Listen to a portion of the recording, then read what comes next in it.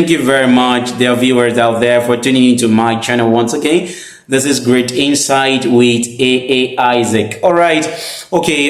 It's nice meeting you again. And for those out there, my dear viewers that have been watching my video over time but are yet to subscribe, please, I beg of you, try and subscribe to my channel. After it doesn't cost you anything. All right. Subscribe to the channel, and also please do like the video. You can even share the video. By doing so, you're calling YouTube's attention to the fact that the video is a good one and that it's adding value to people's life. All right, very important. And by doing so, you are becoming a blessing to other people's life as well. Thank you very much once again for tuning to my channel.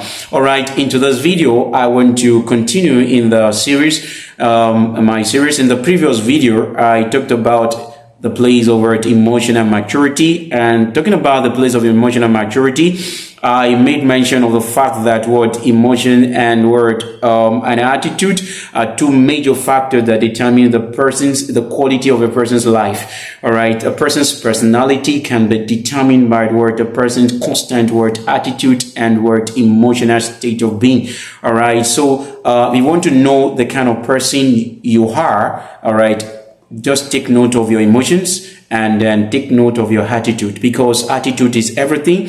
And when you talk about attitude and then emotion, you put the two together, just like I said in my previous video, you're going to come up with what we call mindset. And mindset is everything about a person's life. All right. So it's very important that we, identify, recognize, and then begin to map out ways or strategies of improving on our attitude and our emotions, especially the negative ones. All right. If you are a person that have negative emotions, and then you need to work on them. All right. And then we talk about emotion and all right, let me just go straight to what I need to say today, and it's very, very important because I want to give you a kind of a proper understanding. I want us to come to a proper understanding of this subject matter. All right, I want to break it down, and so that we can understand, everybody can understand. All right, okay. So now emotion, all right, can be categorized into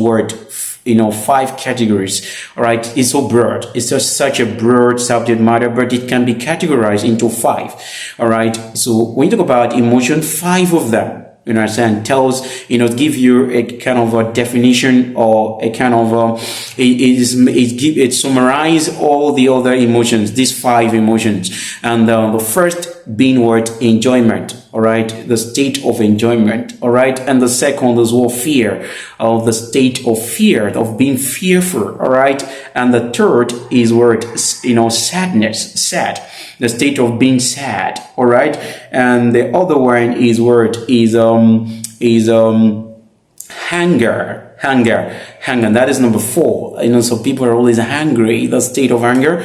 And the last but not the least is disgust. And we talk about disgust, something you don't like, something you have hatred for something and all that, and you react to those things.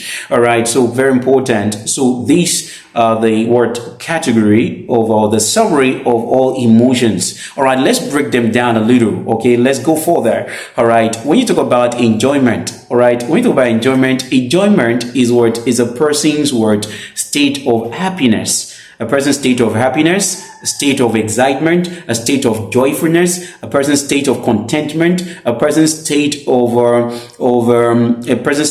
satisfaction.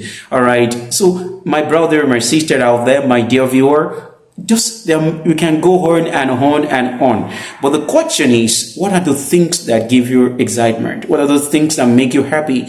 What are those things that gives you a sense of fulfillment? What are those things that give you a sense of satisfaction, sense of contentment? What are those things that make you, fulfilled? I mean, there are things that when you engage in, they give you happiness.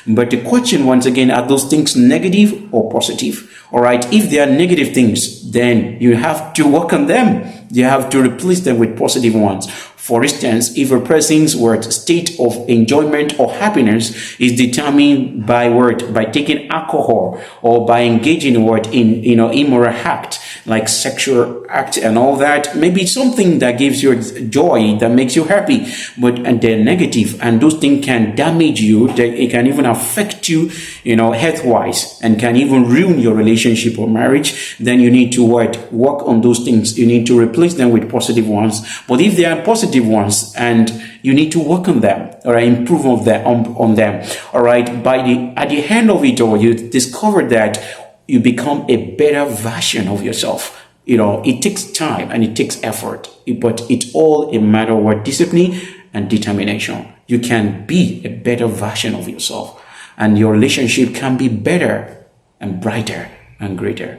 Thank you very much, and see you in my next video. Bye.